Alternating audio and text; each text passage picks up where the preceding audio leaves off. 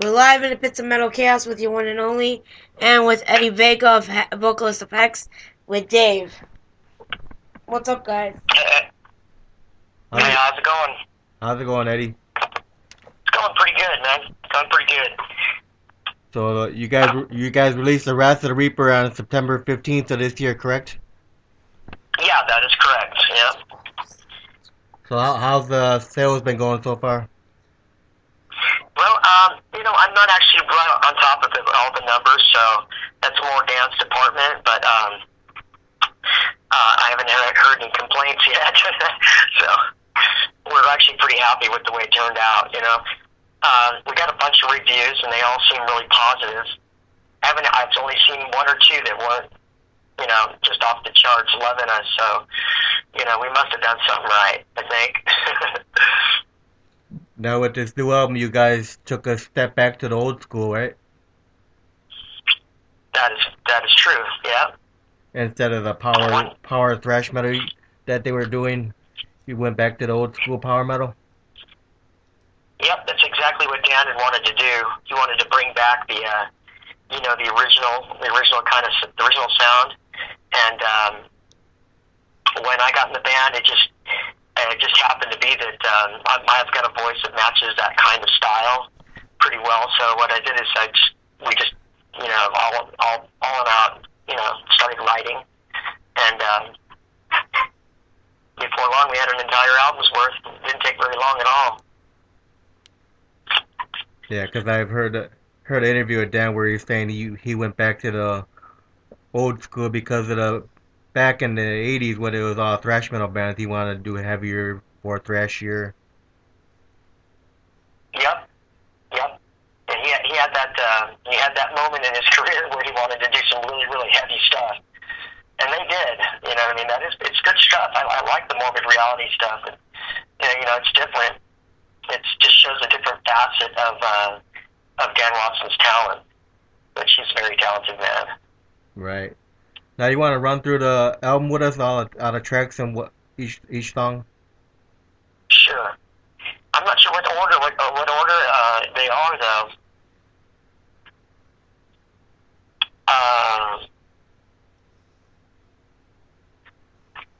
Have you got the tracks that I sent you? Yeah. Circle the Drain. Okay. Circle the Drain. I believe that. Okay, so I think Circle the Drain. I'm not positive, but I think Circle the Drain is the first song on the album. I could be wrong. I don't even know the actual order.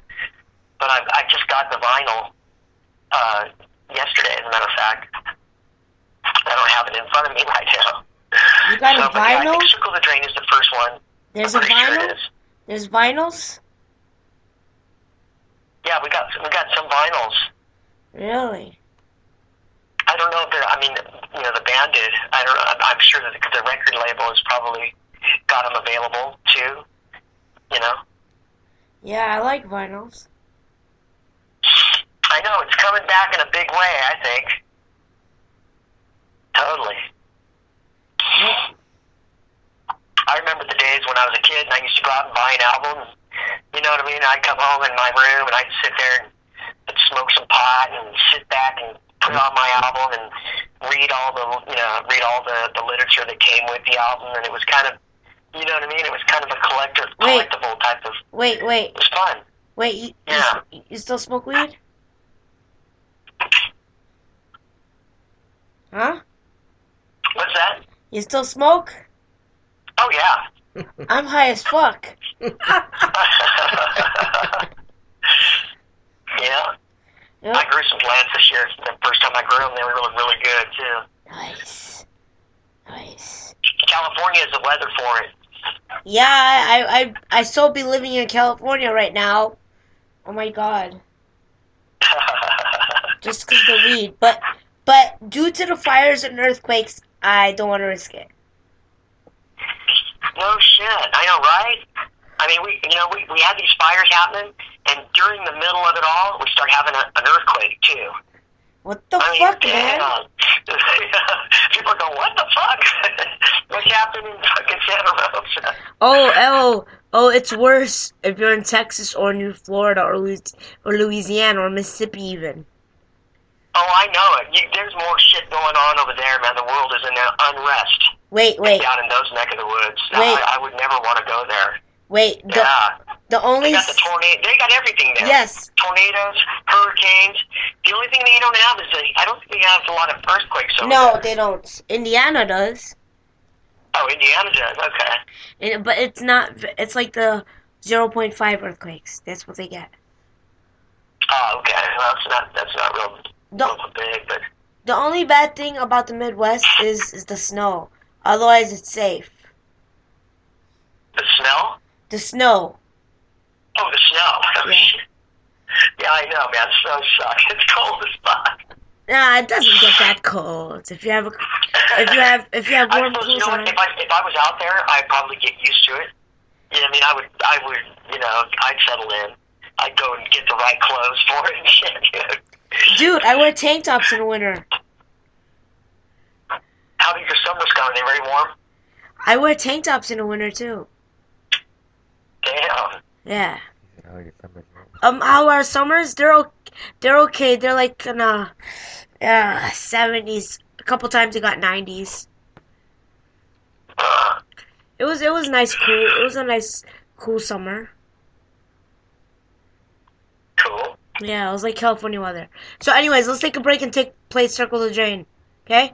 Okay, cool. Hold on. We already talked about it.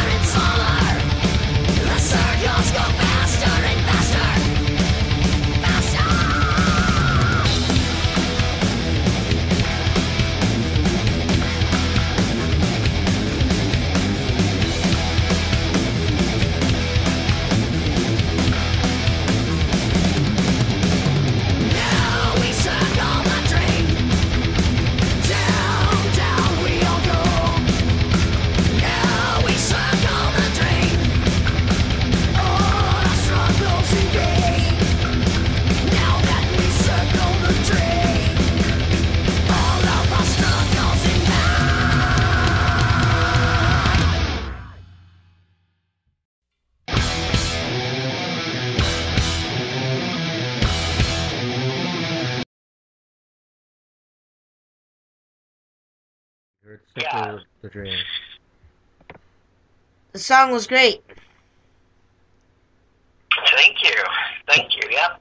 Okay, This song was the first one that we worked on in building the album, getting it, building all the songs that we had for it, and it was one of the first ones that we got down, I believe. So Circle the Drain. And it kind of talks. I'm sorry. I was going to tell you. It kind of talks a little bit about, the decay of mankind. You know what I mean? And how shit just keeps kind of just rolling downhill with with all the different things going on. Yeah. And it's kind of just a wake up call, I guess, if you want to call it that. Circle the Drain. Yeah. Now, Circle the Drain would be track number 9 on the new album. Okay. Okay. Now we'll go through the listing now. Track number 1 is Macabre Procession of Specters. Yeah, I can give you a little background on that if you're interested. Sure. So, Jan's idea with that song was it's actually written about back in the 1940s, like 45, I think, when the Nazis were doing their thing in Germany or whatever, and basically the Holocaust was like they would just fall off and just die. I mean, and they would lose, out of 1,000 prisoners, they'll lose half of that on the way there. They're marching towards the ocean, I guess, or something. So that's kind of it's a story. It's kind of the song is about that, that the Nazi Death March is what it was called. Okay. And then you go into track 2, we got Screaming Sacrifice. Yeah, Screaming Sacrifice is, I'm not sure exactly what the hell it is. It's definitely, I guess it's kind of like trying to capture the fear and terror in someone's who's experiencing being sacrificed.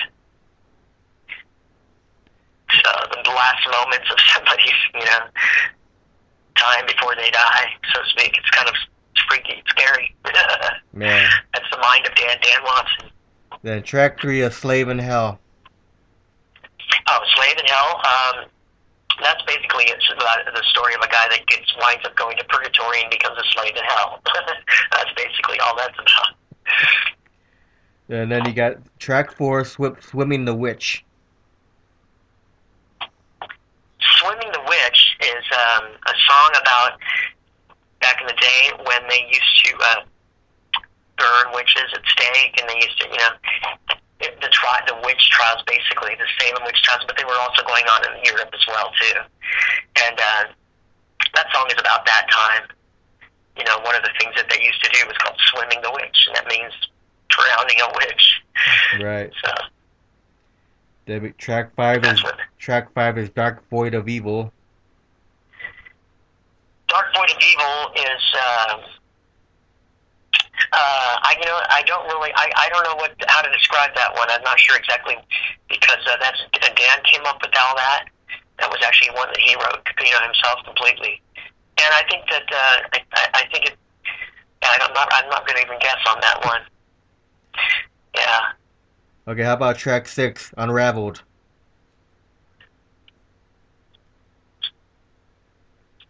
Unraveled. Yeah, I'm not going to guess on that one either, to tell you the truth. Alright, how about track 7, Voices? Voices was a song that I brought to the band. I wrote it previously, and I showed it to them because we were looking for material. And I brought that in and showed it to them, and they really liked it. They decided to play it. So it was one that I'd actually brought the song. Exhumed for the Bean. I'm not sure exactly what the meaning of that one is either. I'm sorry. I can't tell you. I don't even know where he's coming from on that one. Then we already touched on Circle the Drain. How about track 10, the title track? Well, After the Reaper is a song that was written by Bob Wright, former guitarist, singer for Baucus Helm. He brought that song in during the collecting of our ideas and stuff for the album. He brought that song, he wrote it, and then brought it to us, and we listened to it. We thought it was great. It's got this the old standard, you know what I mean? Yeah. That song right there is it's not a cover song. It's Dan actually wrote it, and it's about basically somebody narrating your death. You know what I mean? The narration of it. You know what I mean? What's going on after you die. You know what I mean? The hearse comes to get you, and you wind up at the morgue with a toe tag, and all your family goes and says goodbye to you, and then they put you in the ground, and they sign your certificate of death. That's cool. Yeah, Dad's a morbid guy. Yeah. So. It's metal. Yeah. So how long was the writing process for the album? The writing process actually happened rather fast. I mean, I think we had like 3 songs basically from the get already. And then we started writing, and then both me and Bob brought our songs to the table, and they were worked into the set. We hexified them, put it that way. You know, we Dan gave it the hex touch they needed, and the final touches, so to speak. And it all happened really fast, dude. It was like maybe 3 months, I think, altogether. We actually were, coming up with ideas and working hard on writing. It was only about 3 months. And recording the album happened even quicker than that. We recorded the album in about, it was less than 2 months. It was about maybe 6 weeks at the most. Now, where was the album recorded at? The album was recorded in Livermore at Sonic Boom Studios by a guy by the name of Tim Narducci, and he's in a couple of other bands. He's a great engineer and great human being. Very cool guy, and we're really proud of the way that he helped us out with this album and recording us, and he helped produce it. He helped some of the production. He helped with too. He threw in some ideas. Also, Bart Gabriel did producing on this, along with Dan. So, then of course we had a guest appearance by the former bass player of the HEXX band, Bill Peterson, right. bass player. Yeah, he did a track. He did "Swim in the Witch," and also a former guitar player of Metallica's. And I am totally brain farting on his name right now. I can't believe I forget it. Well, anyways, he was in Metallica for a while. He played on it too. So, yeah, "Swim in the Witch" is kind of our guest appearance song. Not Rob McGovern. Huh? Was it Rob McGovern? No, that wasn't his name. You know what? When Metallica, what's his name? What's the singer's name? Hetfield. Yeah, when Hetfield got injured, they still toured, and he had a cast on, and he couldn't play guitar. And they had another guy come in and fill in for him on tour. John Marshall. That's the guy. Yeah, from Metal. He was a Metal Church. He was a Metal Church before. Yeah, that guy. Yeah. Yep. I can't believe I couldn't remember his name. But yeah, he's a great guitar player, and he came in and did "Swim in the Witch." That's cool. Yeah, so we were really happy to have that happen. Now, do you have any favorite tracks off the new album so far? Yeah, I do. My favorite tracks are, well, of course, the Voices is my favorite, and also I actually have like 3 favorites. Voices is one of them, and the other one is "Circle the Drain," and let's toss it between. Well, yeah, I'd probably be "Screaming Sacrifice." Now, since the album was released, how many live shows have you guys done? Since the album's been released, we've done 2 live shows so far, and we're kind of on a little sabbatical, you know what I mean? Because there's one of the members has got some personal issues going with his family, and he needs to deal with that first. So we may take, you know what I mean, a couple of months off, maybe probably till the end of the year at least, before we start getting heavy into the promoting and playing of this album. Right. So that's our plan for right now. So life happens with guys, you know what I mean? Life can happen. So that was one of the two shows you guys did. Was that a record release show? They they were both supposed to be record release shows, but it turned out we didn't get the CDs in time for the first show. So the first show was just basically HEXX playing live their entire album, you know, live. We didn't have them available yet, but we had them for the last one that we did. That was the one at Toots party, the show at Toots. Well, that was a good one. So now with the album wasn't ready for the first one, you did the whole album. How was the fan reaction? Fan reaction was fantastic. They were great. Who was there? The people that came, they were impressed. Yeah. Yeah, it was really cool. It was exciting to get out there and play all those new tunes, you know what I mean? Because all these people, they knew us pretty good, you know what I mean? They knew what we used, you know, the old sound was like, you know. And to have them accept this, you know, it's not too different, it's the same vein, you know what I mean? But, you know, with me, I'm a different singer, you know what I mean? So I'm bringing my edge to the table. And to have that many people like it is really, you know, awesome. Now, for this new album, do you plan on going overseas at all, doing any festivals? Well, we're hoping that we're going to get invited. You know, it's happened before. You know, they've been doing it for the last 3 years. I think they've gone to Germany twice and played. You know, so hopefully they'll invite us back over there. And I think that I really feel confident that will happen because, you know, the sales are, you know, actually tell you the truth, the majority of the sales of this album are probably going to be coming from Germany because that's where their fan base is. I mean, they're all over there in Europe, you know? Yeah. I'm hoping that the numbers will tell these, you know, whoever people is that set these shows up out there in festivals that, hey, let's get HEXX back out here. Now, you play any other bands besides HEXX? I do.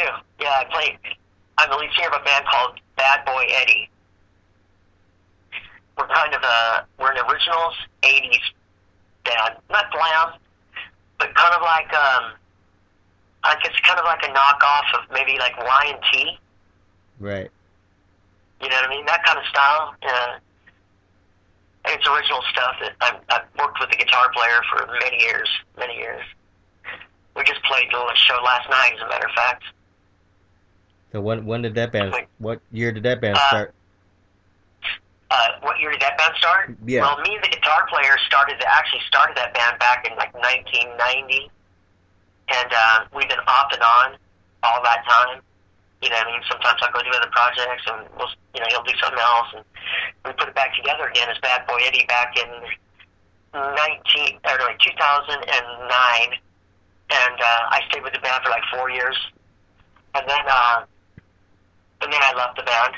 Had some differences in opinion, so we separated ways, and then they didn't talk to each other for like 3 years until like 2015. And then finally, they got a hold of me again and said, hey, man. And I said, sure. I came back over there. And we got one release out right now that we just released. It's called Misery. Is that a full length? No, it's just a single. That's all we've got so far. And we just put out a single. But it's Bad Boy Eddy. So if anybody is interested, then you can go to our Reverb Nation page. Bad Boy Eddy. www.reverbnation.com/badboyeddy. Is there a Facebook page? There's also a Facebook page as well. Yeah. Now, do you do a lot of shows with that band? I do more shows with that band, I think, than with HEXX. Yeah. They're pretty active. You know what I mean? They play all over. And which is really what I've been wanting to do. You know what I mean? I need to get out and play some shows, man. I want to tour. Right. You know, I've never actually been able to do that yet. I mean, all my life I've fronted some pretty good bands, but, you know, for the most part, a lot of those bands haven't been very active in playing anywhere else other than right here in the neighborhood, you know what I mean? Yeah. Yeah, it gets hard to tour when you get older and you got a family and then you got your job and all that crap. Yeah, it is. It can be difficult. I happen to have a job though where I could like leave for a month and I could come back and still have my job. So it's kind of cool in that way, you know. Now with HEXX, is there any plans to do any touring in the States at all? Yeah, you know, we've been talking about it, but like I said, with you know, putting everything on hold, we haven't really been able to delve much further into working out maybe a possible plan for a tour. But it could happen. You know, I mean, I'm not saying it's not gonna. It could, and we're gonna work towards, you know, doing anything I can to make it happen, because I'd love to take HEXX's music on the road and just, you know, I mean, go from place to place, man, and put our music out there. You can only touch so many people, you know, this way, you know, through the internet and stuff. You know, I think if you bring it to people, it's how you get out there too, you know. Yeah, maybe you could earn your stripes. Maybe you could do a tour like with Heretic and Resistance, because you guys all got new albums out. Yeah, that'd be great, man. You know, man, if there was a way to put that together, I mean, if you knew a way, you let me know. Because you know, if there's any offers on the table or whatever, you know, we can work things out. I see what I can do. I'd love to do that. And they all got new albums out too. I didn't know that. Oh, cool. Yeah. Have you interviewed them recently? Or? Yeah, both of them. Oh, cool. Is that what their plans are? Is that they're going to go out and tour? Not that I know of. But that would be a cool bill, though. Yeah, it would be, dude. Totally. Because like at Spring Bash, you guys all played the same day. Damn, you heard that Frost and Fire festival? Yeah. I think it's called Frost and Fire. I want to be part of that. Next year, it's a possibility, from what I understand. Yeah, that's the one that Jarvis and Night Demon put together. Yeah. Yep. And that would be a good one to do. So when did you start singing? What age were you? Oh, well, let's see. I started singing when I was about 10 years old. My dad had acoustic guitar, and you know, I was interested in learning how to play it, so I took some lessons, and then I started singing along with playing. I started writing my own little songs, you know, and one thing led to another. I just continued on and got better and better. And then finally I got to I was about 14 or 15, I got together with my first band that I created my first band, and we played all parties and stuff around the neighborhood, you know. I'm from pretty humble roots, started, you know, down there. And then I just kept going. When I got to started getting really serious in music, probably when I was about 18. We did our first club gigs, you know. I opened up for, you know, my first national acts. I think the band we opened up for was called Keel. Oh yeah, Ron Keel. Ron Keel? Yeah, we opened up for those guys, and that was badass, man. That was cool. And from that point, I continued on.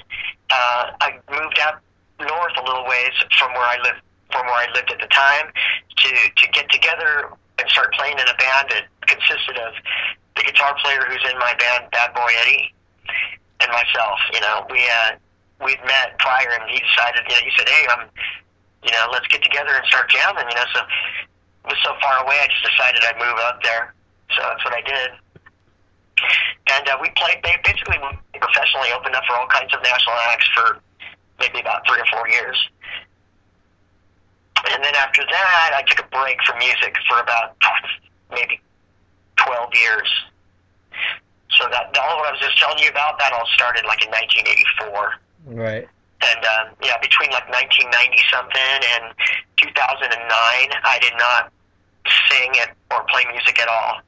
I actually became a different person. I shaved all my hair off and became a security guard. So it was kind of a dark time in my life. But I got out of it, dude. I made it past it. and I found music again, you know. And I've been playing ever since back doing it full time, like ever since 2009. Now, how did you get into the band HEXX? I just simply all that happened was I'm on Facebook. I'm friends with a guy, the bass player of HEXX. I'd never heard of HEXX before ever, and he messaged me on Facebook and says, "Hey Eddie," he's like, "You know what? You'd be perfect in my band." And I'm like, "Well, what's your band?" And he's all HEXX, and I'm all, "Huh?" I go, "Why? Do they need a singer?" And he's like, "Yeah. You know, you should audition." And I go, "Let me check it out." So I went and listened to him, and I was like, "What?" I went and listened to the first 2 albums. No. And I was impressed, you know, I mean, right away. So I'm all, hell yeah. Give me the guy's number. So I called him up, and we arranged for an audition, and I did my homework, dude, so good. You know, I mean, I was ready. When I went there, I took that fucking part, dude. I took it. You nailed it, huh? I mean, I nailed it. As soon as I got there, they were shitting. They were like, I was too. Because it was pretty powerful. It was magical. It was magic. So, that sounds like something like Ronnie James Dio. It's magic. Yeah. Totally, dude. Totally. Is Ronnie James Dio a big influence for you? How did you know? Yeah. He's huge. Yeah, he's absolutely huge for me.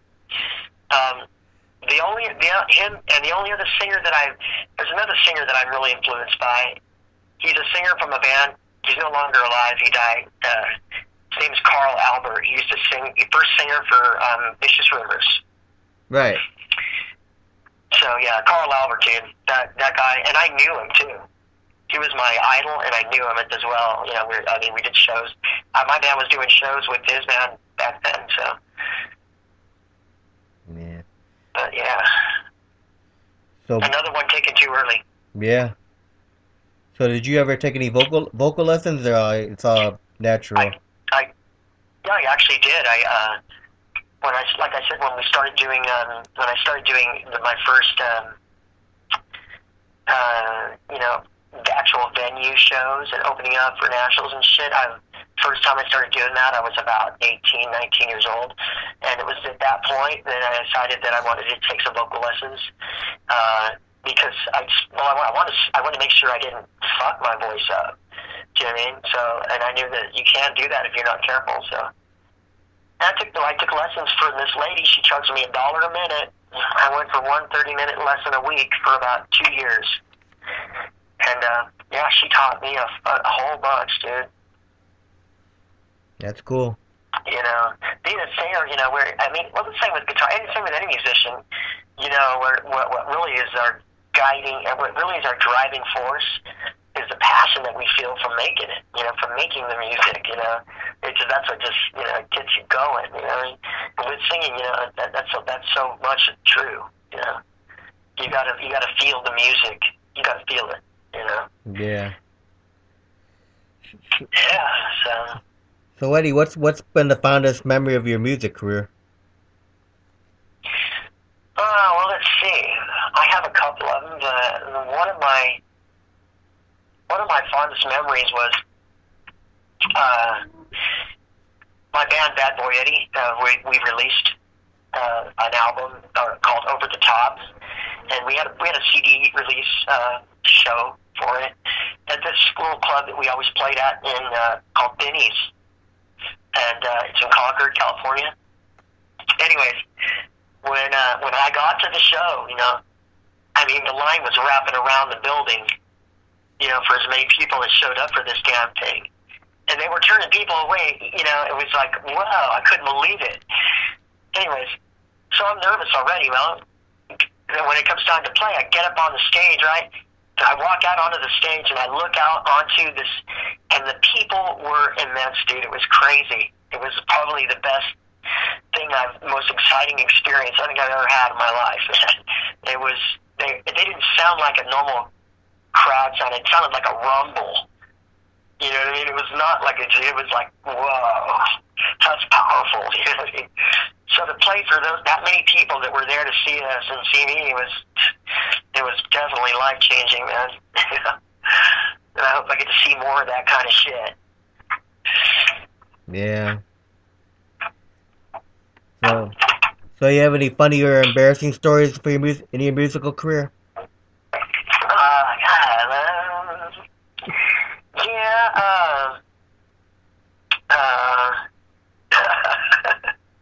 I just remember one time I got up on stage, and it was during the time when you introduced the band members, and I'd been drinking heavily that night, so I was pretty fucked up, and I just was sitting there, we're just rocking out, and then it's time for my time to start introducing the band. The band's playing, so I started introducing the members, and I get to my guitar player, and I swear to God, I couldn't remember his name. And I just felt so stupid. I'm pointing at him going, were you high? I can't remember his name, man. Were you high that day? Oh, shit. Were you high? Oh, off my ass. Oh, God. Yeah, I was, totally. Well, blame the weed. Blame it on the weed. You could... But, that's pretty much about it. Oh, wait a minute. I got one more, too. Yeah, we were doing. Luckily, it was just a sound check, but there was still hella people at the place when we sound checked, right? And I jumped off the stage, right? And then when I was getting ready to come back onto the stage, I figured that I could jump back onto it, and so I tried, and my foot got caught at the edge of the fucking stage, and I landed flat on my face. It was embarrassing as hell. But, yeah.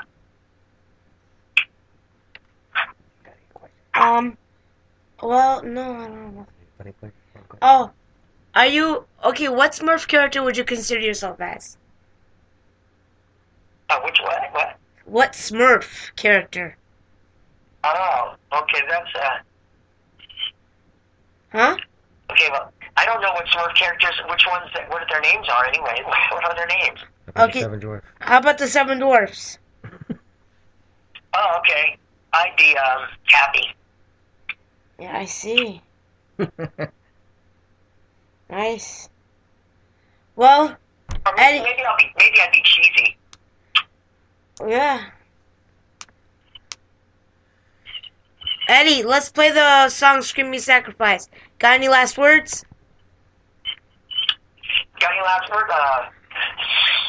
It's a great song. And I hope that you guys enjoy it. And, yeah, Screaming Sacrifice. It's definitely, No. intense. The show's about to end. I'm ending the show and playing the song.